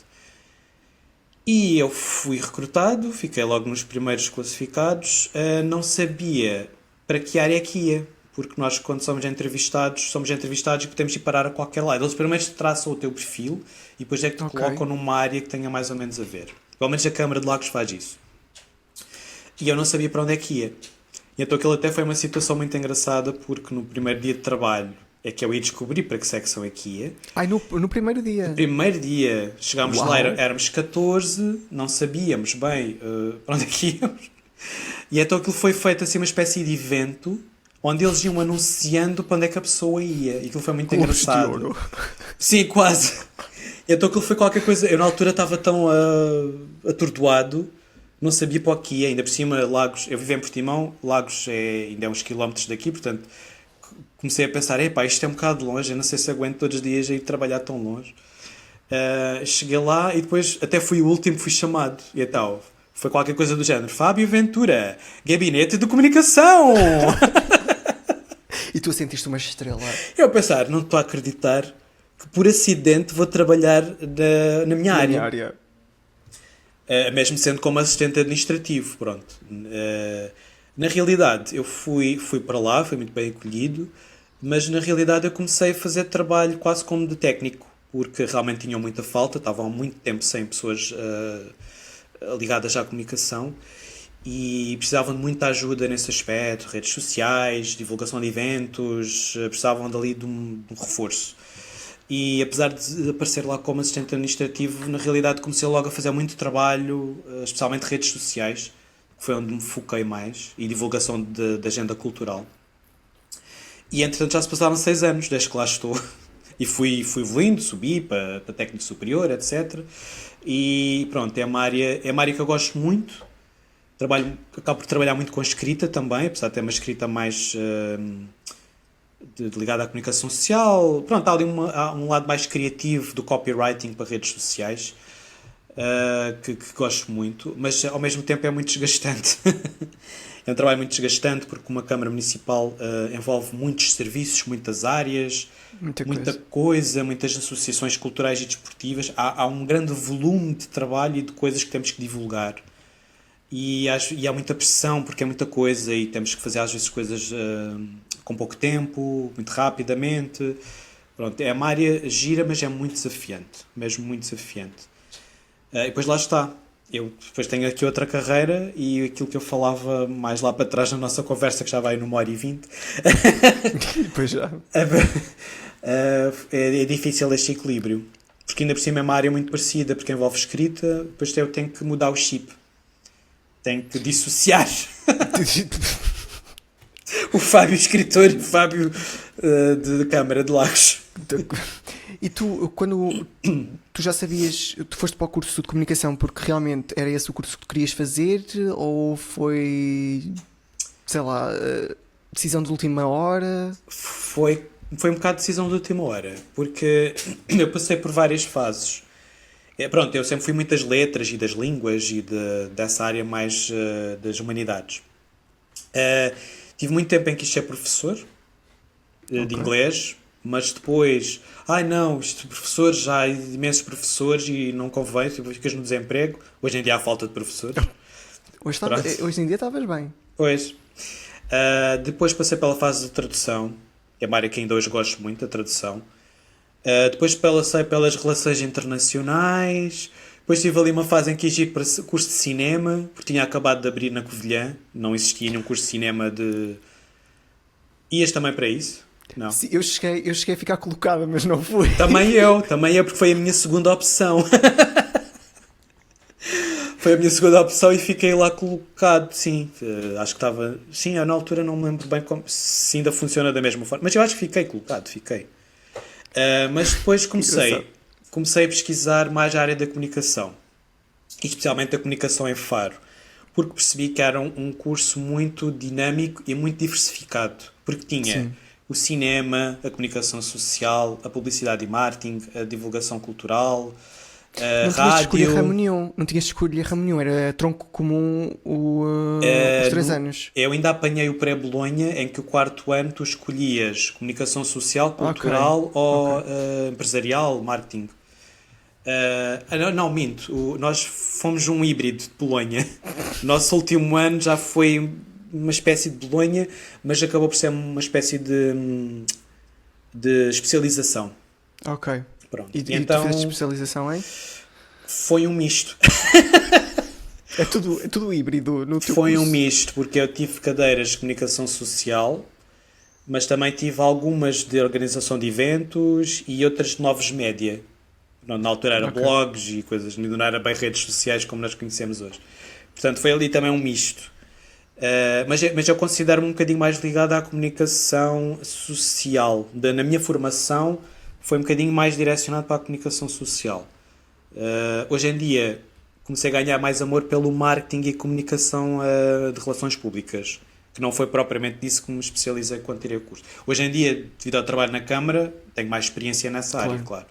Mas é isso que eu gosto na área da comunicação, é que é muito versátil. Só com um curso de comunicação pode explorar várias áreas diferentes. E mesmo para concursos públicos ou de empresas privadas, privilegiam muito o curso de comunicação por ser tão versátil, porque nós temos um bocadinho de tudo. Vou-te dar um exemplo muito concreto. Eu fiz o meu estágio na SIC Radical e SIC Mulher, na produção de audiovisual, era produção de programas, que na altura até havia um programa que era o Mundo das Mulheres, com a Adelaide Souza, também trabalhei muito diretamente com isso. E diziam-nos, fui eu e mais alguns colegas de Faro, e diziam-nos que a Universidade do Algarve era muito bem vista lá porque nós éramos muito versáteis. Porque, por exemplo, nós na Universidade do Algarve trabalhávamos com aquelas câmaras gigantes profissionais, sabíamos trabalhar com isso, ou sabíamos trabalhar com gravação de rádio e tivemos acesso a muitas ferramentas práticas que nos preparou bem para esse mundo real, por assim dizer.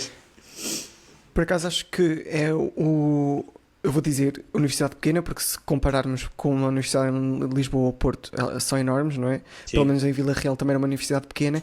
O nosso curso não tinha especialização. Era os 3 anos, nós íamos a tudo. E o que foi incrível também, porque eu tive aquela fase que queria ser jornalista. Eu fiz estágio curricular numa rádio local, queria ser jornalista.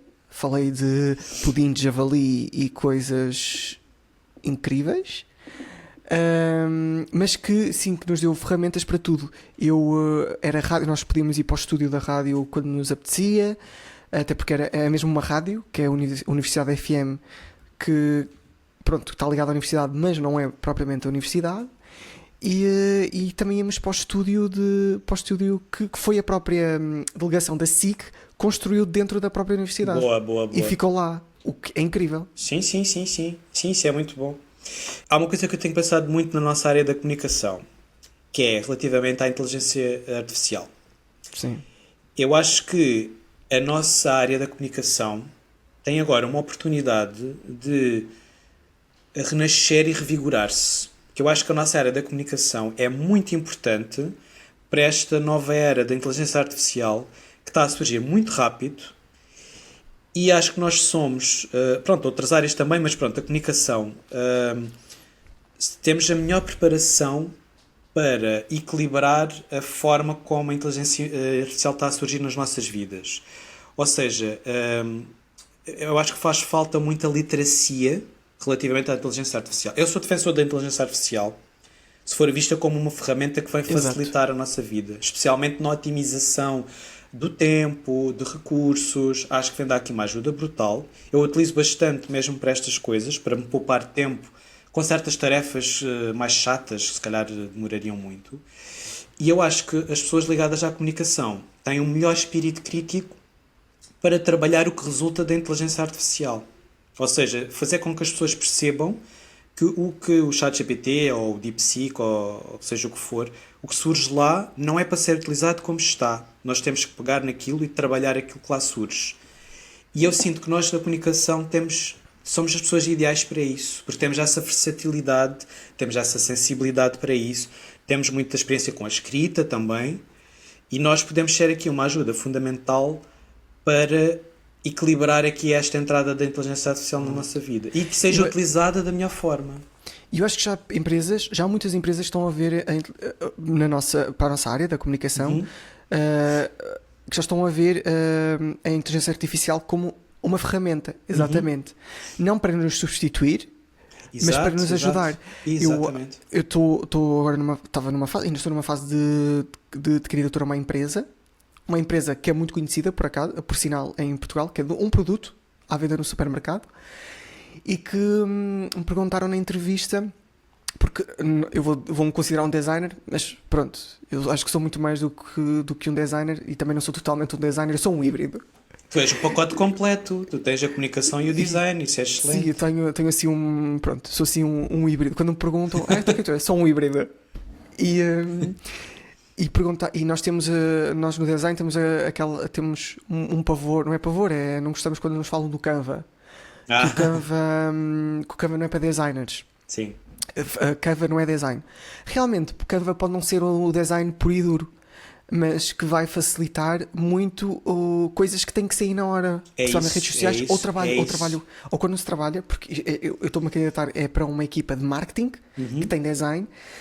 Os marketeers praticamente alguns não têm conhecimento de design. E então, se num Canva da vida um designer e um marketeer consigam colaborar, é incrível para que as coisas saiam o mais rapidamente possível.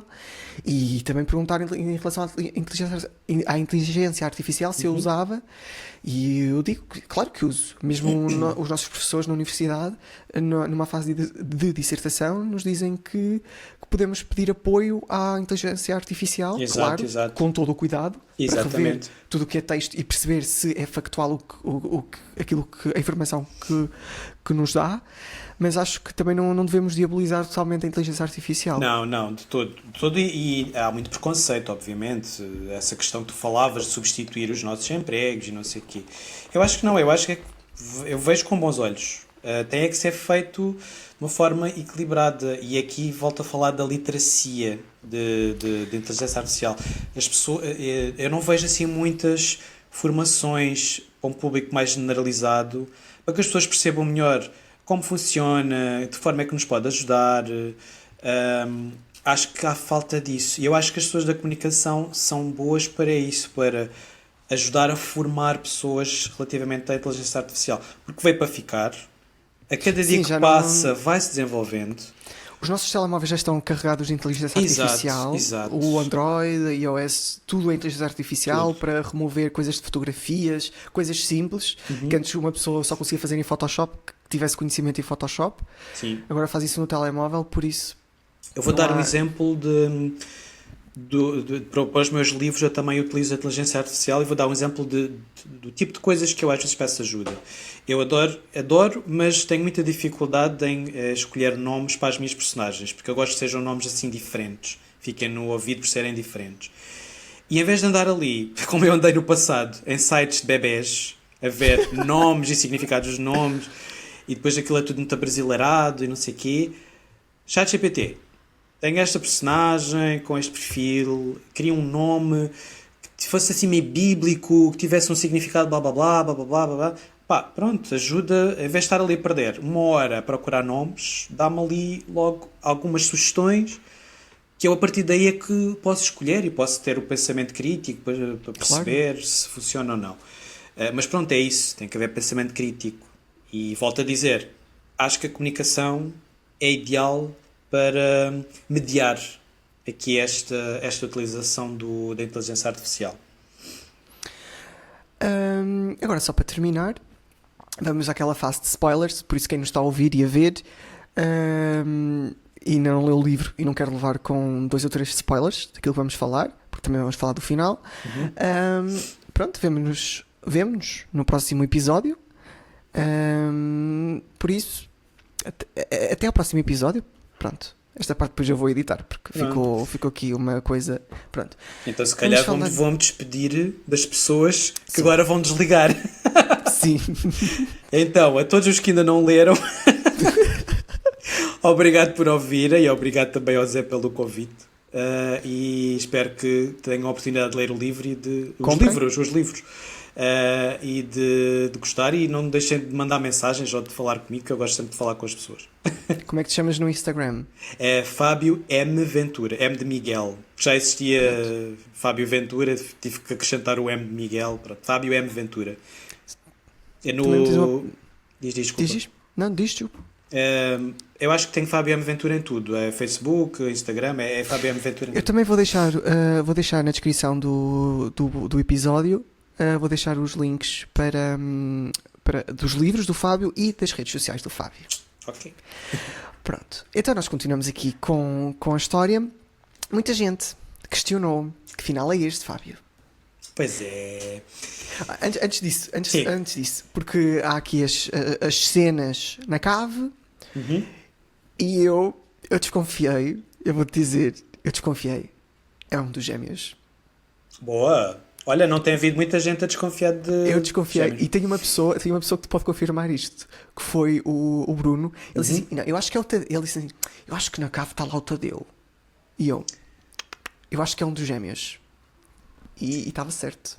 Estavas e não há... Olha, pelo menos até agora não me disseram, pessoas que já leram, não houve ainda ninguém a pensar nos gêmeos, acho eu. Como me lembro, acho que não. Porque eu construí a história, lá está, o engano, a dar a entender que seria o Jonas, porque ele é escritor, é o guionista. À primeira era o mais óbvio. Sim. Né? Seria o mais óbvio. Depois também dei ali a entender que seria o Tadeu, porque há algumas situações na história em que parece que é o Tadeu que está lá na cave, mas depois é um dos gêmeos, mas depois é um dos gêmeos daqui a 6 anos. Sim.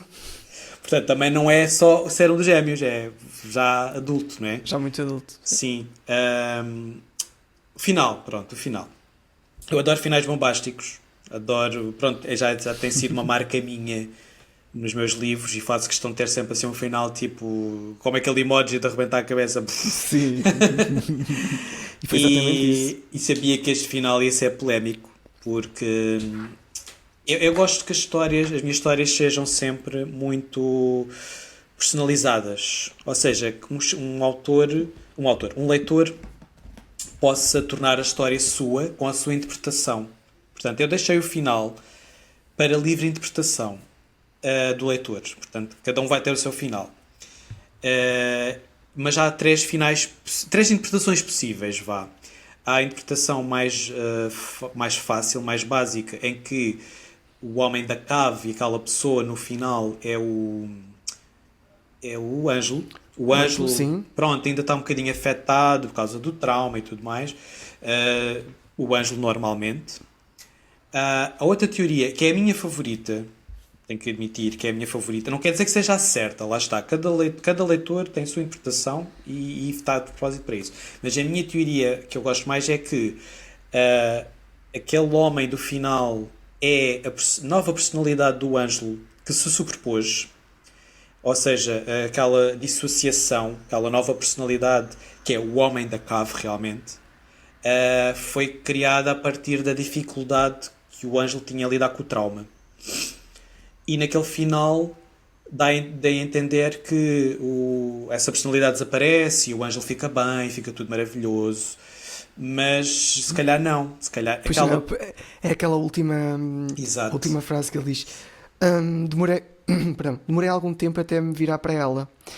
Teria de me esforçar mais. Ainda não estava habituado a responder àquele nome. Exatamente, porque o homem da cave só tinha percebido que ele era o Ângelo naquela altura, não é? Portanto, ele não tinha nome sequer.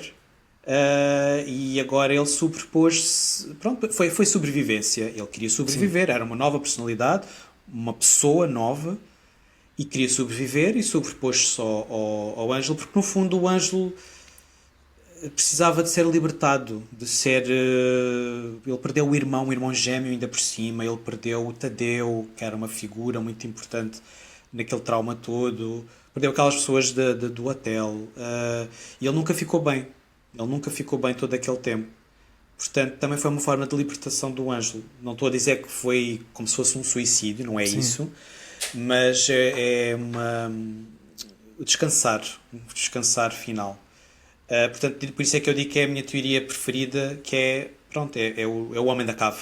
Ficou. Não é tão bom para a mãe, não é? A Isabela, que afinal Sim. não tem ali verdadeiramente o filho, mas se calhar tem ali um novo começo, um começar do zero, porque ela Também também não para era. ela. Também para ela, exatamente, porque ela confirmou que realmente perdeu o Dante naquela altura. Teve aqueles anos todos em que o filho não estava bem, não falava e tinha crises de saúde mental. E ali se calhar também pode ser um começar do zero. Mas depois já há aqui outra teoria mais marada ainda. Que eu também gosto dessa. Tu vais Pronto. falar agora. Que é aquela pessoa da cave, afinal é o Dante. Ou seja, neste caso o Dante sobreviveu à explosão do carro, da carrinha, desculpa. Porque eu até dou ali umas pistazinhas que dão a entender que ele até pode ter saído do carro. Há outra questão que é a mão esquerda ferida. Eu falo muitas vezes na história da mão esquerda com cicatrizes ou a mão esquerda ferida, que neste caso também o Tadeu tinha, né? O Tadeu também tinha ali a mão esquerda. E estás à procura da parte do acidente, não é? Não, já estou mais à frente daquilo que Ah, depois eu também me leva a crer que pronto. possa ser isso. Depois, quando chega ao destino do lado do tal abrigo em que a mãe dos miúdos tinha dito, nós não sabemos verdadeiramente quem é que é aquele miúdo que chegou lá, não é? Sabemos Sim. que é alguém que está ferido, que está machucado, que te fala pouco, mas nós não sabemos quem realmente é essa pessoa. E depois há outra questão, é que o Dante tinha uma personalidade muito obscura. Até faço muitas comparações com o Jonas, que também tinha aquele lado muito negro, e identificavam-se muito. O Dante também era um miúdo muito perturbado. E aquele trauma também de ter perdido, neste caso o Ângelo, também pode ter mexido ali com a cabeça dele para ter assumido aquela identidade. Qual é o grande problema desta teoria de ser o Dante? É a mãe. Porque eu considero que uma mãe saberia qual seria aquele filho, não é? Mas ao mesmo tempo, ela também já era uma mãe muito ausente. Ela tinha muita dificuldade em lidar com os filhos adolescentes, ela estava sempre fora. Os miúdos também fisicamente também já estavam muito diferentes, ela demorou muito tempo a chegar até eles.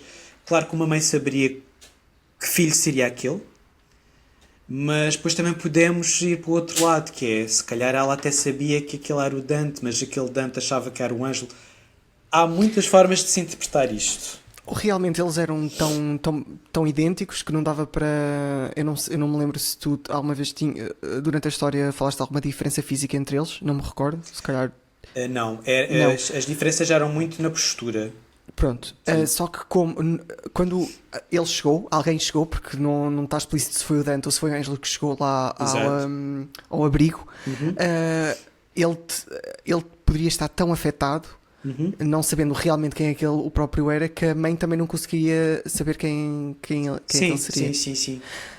Aqui, Eh, quando tu apanhas-nos, é quando esta personagem chega, esta personagem que tu não dizes realmente se é o Dante, se é o Ângelo, uhum. chega lá ao abrigo e o homem diz que tem aqui um miúdo ao portão, 11 ou 12 anos, está muito abatido e com algumas queimaduras e ferimentos. E quando falas aqui das queimaduras, também me leva um pouco à bomba de É gasolina. isso, é isso, é isso mesmo. Eu aí foi, lá está o engodo. Porque nós também não sabemos se é realmente o Ângelo que está ali. Nós também não sabemos por mais que é que ele passou quando ele largou o Tadeu, não é? Porque o Tadeu depois morre e ele vai sozinho. Nós não sabemos sequer quantos dias se passaram desde que Sim, esse miúdo exatamente. chegou lá. Portanto, pode ter acontecido Exatamente. outras coisas. E eu adoro isso, adoro que depois deixe essas margens vazias para o leitor preencher. E achei engraçado quando tu me disseste assim: não me digas também vais perguntar sobre a morte do Jonas. E para mim, isso nem foi uma questão, porque para mim tu não o mataste. Por isso é que eu nem te questionei sobre isso. Não precisas confirmar, não precisas negar nada. Pronto. Para mim, tu não o mataste. Eu ainda continuo a crer que o Jonas Sim. está vivo, mas perdeu-se de alguma forma, não sei. Mas para mim, ele continua vivo. Por isso é que para mim nem foi uma questão. Eu na altura nem te questionei sobre isso. Pois o Jonas, olha, foi das cenas, até hoje foi das cenas que mais me custou escrever, foi a morte do Jonas. Ou a suposta morte do Jonas, vá. Ah, Exato. Porque, lá, como eu tinha dito no início da conversa, é uma das minhas personagens favoritas, que eu mais adorei criar. Está muito próximo de mim. O meu chat GPT chama-se Gaspar Jonas. Eu dei-lhe esse nome. Muito bom. Sim, é o Gaspar. E então costumo muito escrever essa cena. Mas essa cena surgiu naturalmente, quase como se fosse o próprio Gaspar a pedir-me: já chega, preciso descansar, tens que me dar um fim. Porque já andava comigo há muito tempo, esta personagem. Senti que foi ele próprio que me pediu: olha, eu preciso Ok. de um fim, e preciso de um fim assim. Pronto, foi trágico, mas ao mesmo tempo foi um fim justo, porque eu fiz depois algumas referências ao Corações de Papel, do que ele passou lá, etc. E era uma personagem também muito marcada pela depressão, pelos traumas também, e ele próprio também precisava dessa libertação. E eu também precisava, de certa forma, da libertação dele. Porque não quer dizer que um dia não o revisite e não o traga de volta, quem sabe. Mas para já, para evoluir para outras histórias, porque a história que eu tenho pensada agora para o próximo ano já vai ser uma coisa muito diferente. Se quiseres, até posso falar um bocadinho sobre isso. Ahm, Se quiseres, sim, estás à sim, vontade. posso, não há problema. Mas precisei de que alma me desligar do Gaspar. Na história ele usa mais o Jonas. Portanto, sim. Entretanto, eu tinha falado disso sobre. Foi a cena dramática, sim. Mas deixei ali espaço para realmente, pelo menos o Dante, talvez saiu dali ou não. Se calhar o Jonas, ele se calhar pediu-te isso por alguma razão, porque ele se calhar pensou: se ele me trouxer numa próxima história, ele vai acabar comigo. Sim. Ele vai-me, sei lá, vai-me atirar a um rio ou qualquer coisa só para se ver livre de mim. Por isso é melhor eu pedir já. É melhor pedir já. Não, no fundo, o Jonas é um protagonista também do Som dos Culpados, mas ele acaba por ter um papel muito de coadjuvante. Ele próprio ajuda o Tadeu, os gêmeos, na sua jornada. Ele é como se fosse um ajudante, não é? Especialmente o Tadeu. Havia aqui uma química muito especial entre o Tadeu e o Jonas. Alguns leitores até achavam que era uma química até mais do que amizade. Para mim não há problema nenhum, porque eu também deixei ali umas pontinhas sobre isso, para livre interpretação. Principalmente naquela cena da cave. Da cave, exatamente. Porque o Eu fiquei, Gaspar, sim, porque o Gaspar Jonas é uma personagem assumidamente gay, sim, já o era no Corações de Papel. Tenho muito orgulho nisso porque não há muitos autores a fazer isso em Portugal, especialmente no thriller, e eu senti que fazia muita falta. Tentei tornar como se fosse uma coisa normal, não fazer porta-estandarte disso. O personagem, que por acaso é gay, e felizmente os leitores têm valorizado muito isso. Mas no Som dos Culpados, a partir do Tadeu não é gay, mas ao mesmo tempo está ali uma química, há uma coisa não é, de união com o Jonas, e eu gostei de ter criado essa. Não foi uma coisa intencional, nasceu ao longo da história, a dinâmica entre eles surgiu naturalmente. Mas foi bom para aquele núcleo ali fechado. Acho que fez todo o sentido. Sim. Porque acho que isso também era necessário. Eu também acho que sim. Tu há bocado falavas da Serena, que não gostaste da Serena. Era a Serena ou era a Antoinette? Não, era... A influencer era a Antoinette? Ou era a Serena técnica de som? Não, eu não gostei, foi da... Ai, da Hilda. A Hilda, desculpa. Sim, a Hilda a velhota, tens razão, falámos sobre isso. Não, das personagens todas dentro do hotel, eu não desgostei de nenhuma. Pronto. Mesmo do Valentim, o Valentim depois acabaste. Pronto. Eu não desgostei de nenhum. O Valentim, eu percebi que havia ali qualquer coisa. Sim. Agora, como é que ele chama? Hilda. Eu chamo Hilda, por alguma razão. Hilda. Eu desde o momento que apareceu, eu pensei, isto é uma bruxa. Tirem-na daqui. Já estou farto dela. Eu tive alguma dificuldade... Não foi dificuldade no mau sentido, de criar a personagem da Hilda, mas depois todas as pessoas que estão por trás dela, o culto, não é? Eles não acham que são um culto, mas acaba por ser um bocadinho, não é? Tive alguma dificuldade porque eu quis torná-los um culto muito negro, não é? Neste caso, há aqui cenas de canibalismo.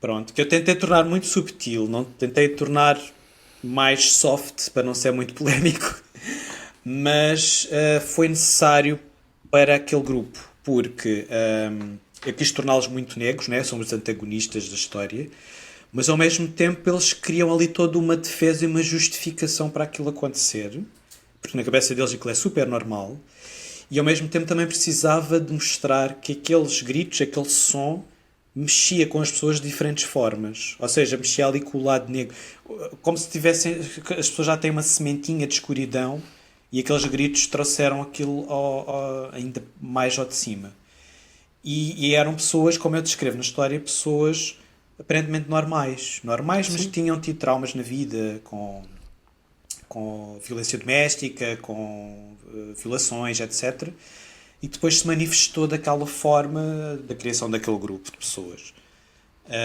Eu tentei ser sensível também a isso, porque não quis também torná-las más só porque sim, quis também encontrar ali alguma justificação para isso, porque no fundo todos eram vítimas daquele barulho, daquele fenómeno, não é?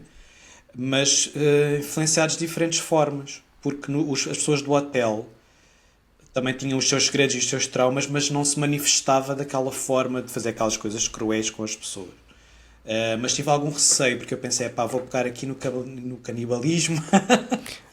Não é um tema fácil, mas decidi avançar à mesma, porque fazia todo o sentido para aquela parte da história. Há uma situação também mais para o fim em que o Ângelo quase que é violado por um grupo de pessoas também. Também não foi uma cena fácil de fazer, quando ele foi raptado lá na cidade, porque também tive de ter alguma sensibilidade. Sim. Já não me estava a lembrar. Sim, já sei. Quando ele é levado lá para o apartamento daquelas pessoas. Sim, que aquela mulher aparece lá, está lá na rua e... Ok, já sei qual é. Ia dizer mais qualquer coisa sobre a história, mas já não me recordo.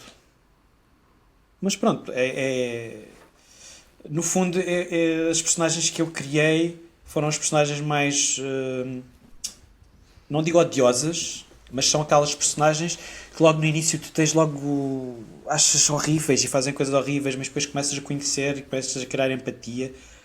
Mas é exatamente isso com os teus personagens. E eu adoro que isso aconteça. Diz-me.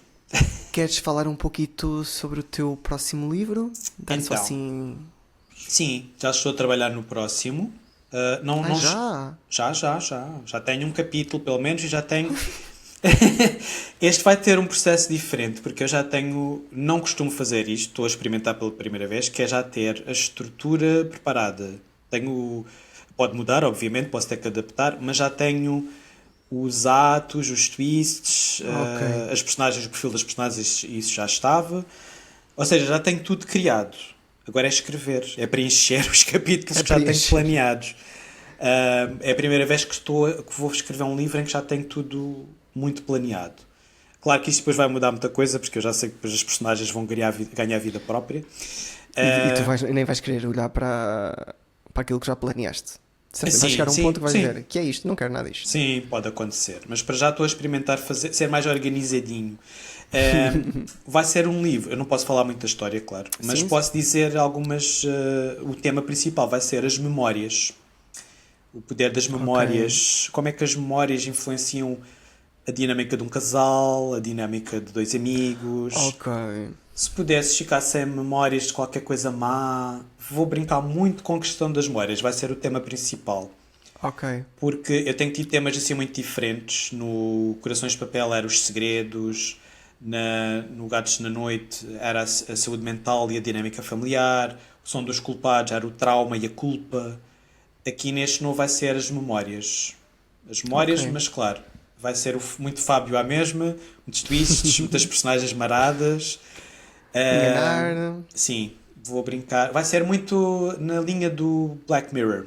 O tipo de Ok. histórias que o Black Mirror costuma partilhar. Pronto, porque é muita ligação da ficção científica, mas com um lado mais humano da coisa. Portanto, vai ser uma grande influência para mim, é o estilo de histórias do Black Mirror. E pronto, eu não posso dizer mais nada. Porque ainda não o escrevi, Depois não é? depois a tua editora também. Sim. Se tudo Ah, correr então- bem, há de sair para o ano. Que a minha editora Ok. disse que pronto, à partida sairá para o ano. Portanto, é que dar ao chinelo, como eu costumo dizer. E aqui estamos nós para ler. E aqui estamos nós para ler. Claro que sim, mas Por isso. tenho que ficar aqui em. Isto não é fácil, porque trabalhar, promover um livro, escrever Acredito. outro. Lá. Não tens parado. Não. Quero-te agradecer, Fábio. Ora, esta eu é que Por, agradeço. Primeiro quero-te agradecer por dares o empurrãozinho inicial que era necessário e também por teres perdido. Perdido? Não, não é? Mas aqui quase 2 horas. Olha, eu adorei. Pois é, nem reparei no tempo a passar. Nem Pois eu reparei. também não. Eu pensar assim, o episódio vai ter para aí 1 hora. Não, já vai em 2. Só que depois eu pensar assim, pera, mas ainda consigo extrair aqui mais sumo. Pronto, mas Isto foi muito fixe. Adorei ter a conversa Isto contigo. é pessoal da comunicação, fala que se farta.